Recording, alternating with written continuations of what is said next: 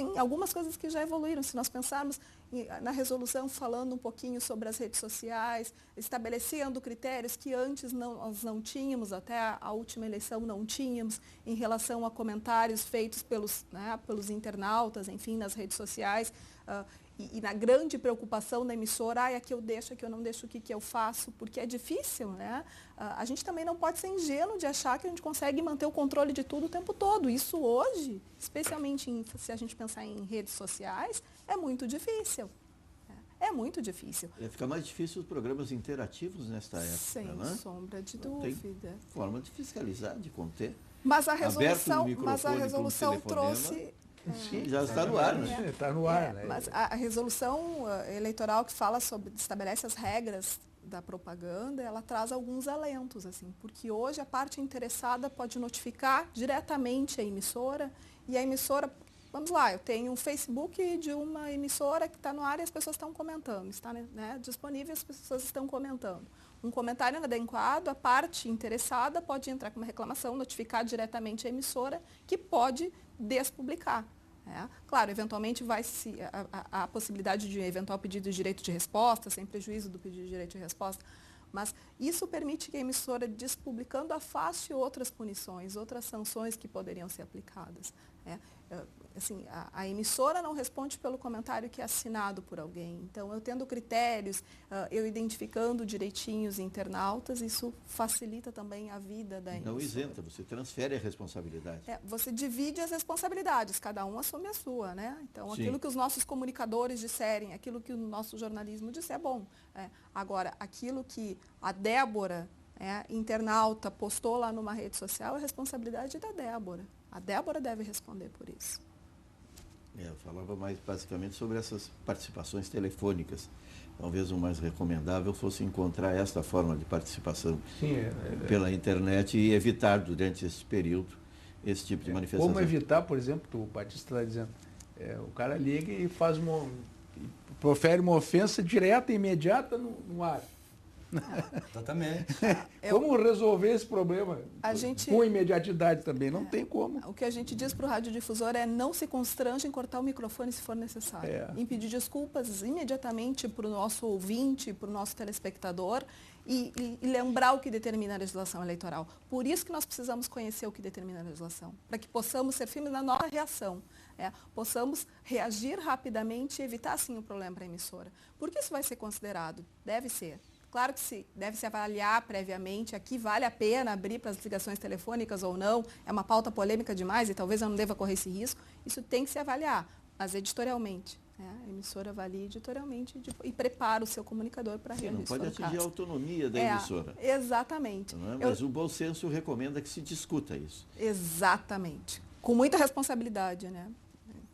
Aliás, também isso é fruto também daquilo iniciado no Tribunal Superior Eleitoral, que são as audiências públicas, para subsídio, discussão desses conceitos, muitas vezes os conceitos que o mundo não jurídico tem e necessitam de uma adequação jurídica, há um pequeno hiato, uma pequena divergência de compreensão.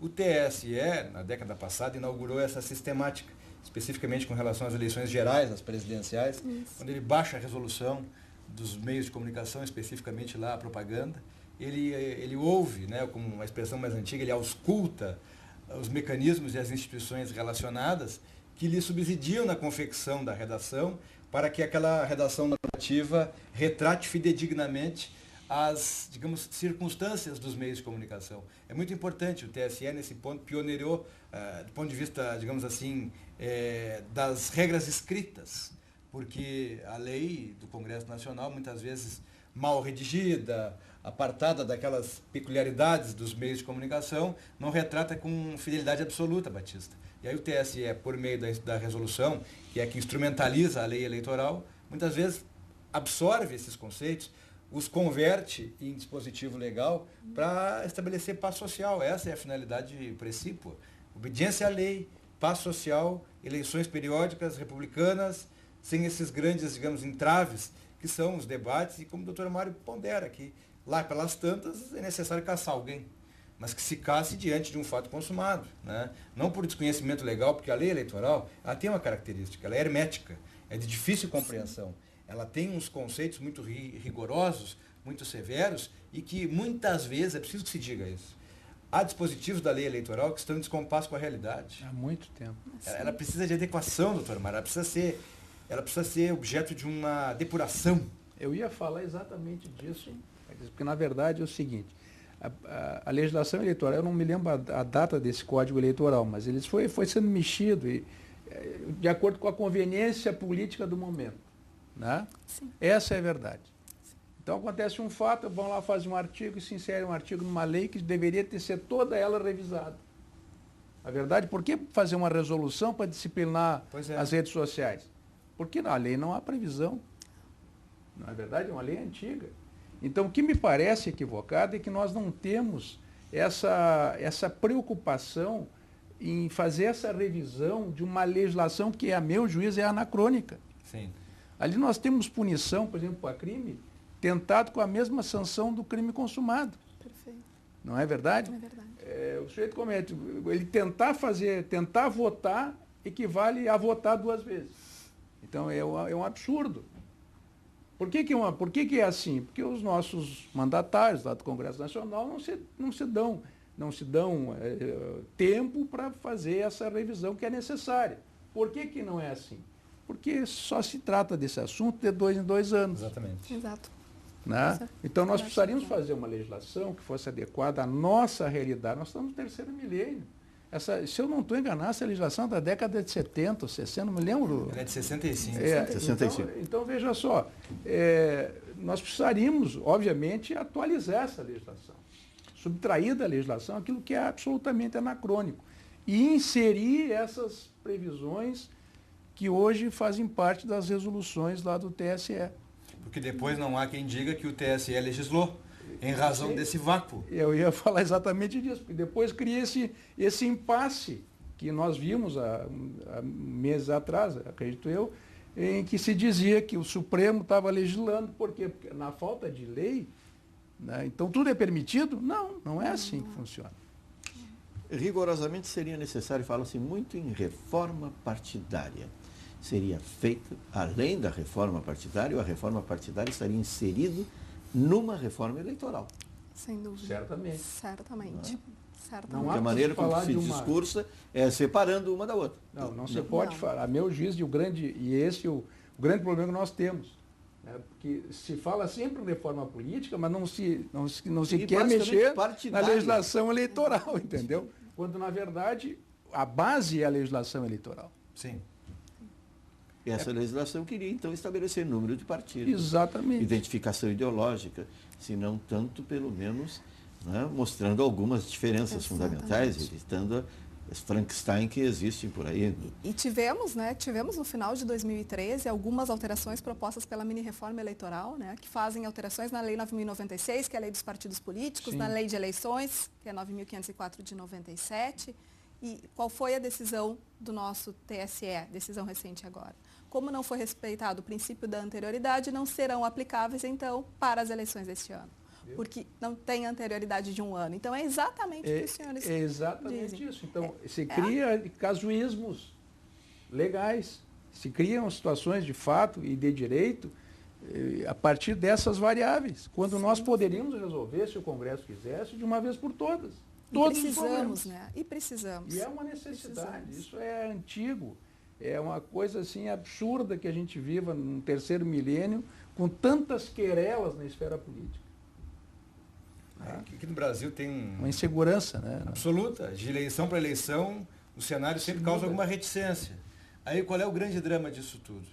Mas há partidos demais. Sim, há partidos demais fazendo de menos. A democracia partidária, a democracia que a Constituição consolidou, ela não prevê, por exemplo, alguns benefícios distribuídos universalmente, sem critério. Mas a regulamentação pela lei eleitoral e pela lei partidária cria, estabelece e mais, consolida algumas situações que são esses Frankensteins que o Batista pondera. Uma delas, por exemplo, os partidos políticos aqui no Brasil, eles já nascem na maturidade. Eles não passam pela infância e pela adolescência. É uma figura de linguagem, mas eu explico. O partido político é declarado existente pelo Tribunal Superior Eleitoral, já nasce com acesso a rádio, TV e fundo partidário. Isso é o embrião da corrupção. Por quê? Porque ele não tem um vereador em todo o território nacional, nunca disputou uma eleição. Mas tem todos os benefícios. E mais, usufrui e estabelece aquilo que em direito me parece o mais elementar. Trata-se igualmente os desiguais. Ou seja, o partido surge do ano X, nasce com o direito ao fundo partidário. Ele também nasce com o direito de disputar a eleição. Então, ele que dispute a eleição ocupe os espaços que a democracia lhe permite para que ele possa, de igual para igual, usufruir do horário eleitoral gratuito. Quer dizer, conquiste esses espaços. Qual era o partido do Collor? Pois é, o PRN, um partido que surgiu e desapareceu. Antes disso, deu oportunidade ao Carlos Gomes, nosso querido Carlos Gomes, ser candidato à presidência. Isso aí. Eu me filio à corrente desaparecimento. Da cláusula de barreira. Por que cláusula de barreira? Não vai se proibir a criação de partido político, não é isso. É proibir que todos os partidos políticos que surjam, já surjam com os direitos garantidos de rádio, TV e fundo partidário. Isso não é saudável para a democracia. Esse hiperpartidarismo, ele não colabora com o sistema democrático.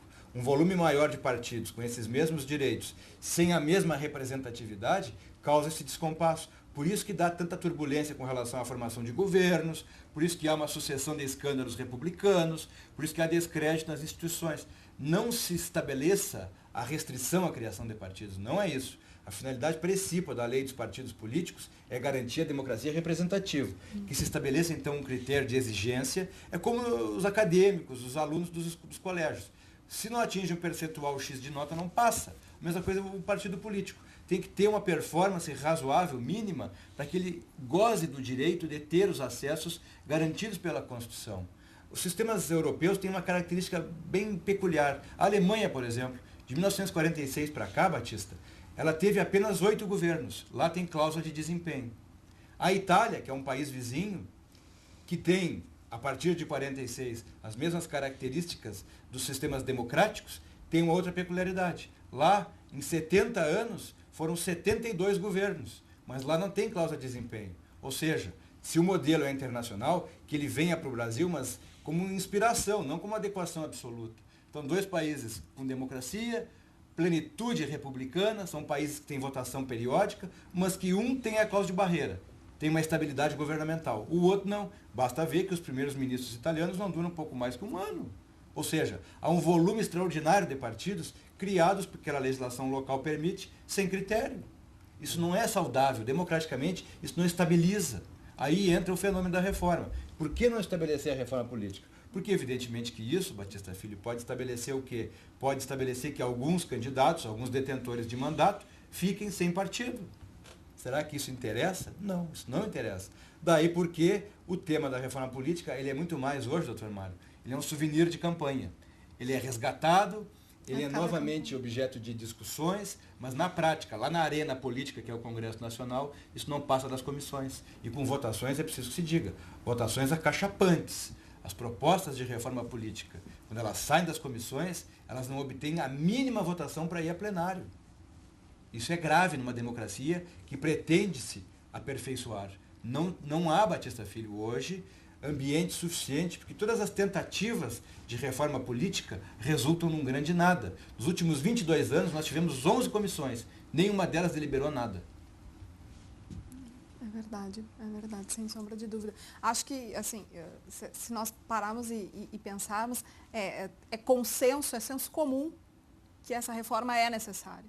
Mas concordo plenamente quando dizes que esse assunto ressurge durante a campanha e depois é esquecido pelo nosso congressista. É que eu estava falando aqui há pouco. É esquecido pelo nosso congressista. Surge Passou o período eleitoral, que parece que se oferece a panaceia para todos os males. Bom, mas agora nós vamos fazer isso, vamos fazer aquilo, a reforma política e tal.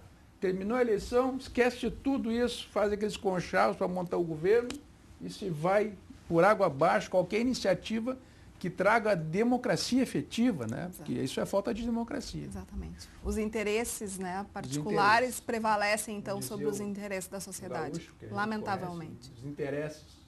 Para marcar bem, né? Talvez tenhamos que pensar também, Mário, numa situação meio drástica, mas é preciso também pensar essa questão. O Brasil, ele tem uma confusão permanente de democracia e voto. A democracia não é só a eleição. Claro, a democracia é o Congresso não se acostumar com o exercício do poder e legislar para a sociedade, e não para a manutenção de mandatos, não para a manutenção de prerrogativas, e estabelecer verdadeiros currais eleitorais que fazem com que muitos parlamentares tenham uma cadeira garantida, porque em alguns estados deste país, especialmente em regiões norte e nordeste, há mandatários que ocupam poder nos congressos sucessivos desde o Império. Talvez tenham o poder de estabelecer regras no país desde as capitanias hereditárias, em razão do que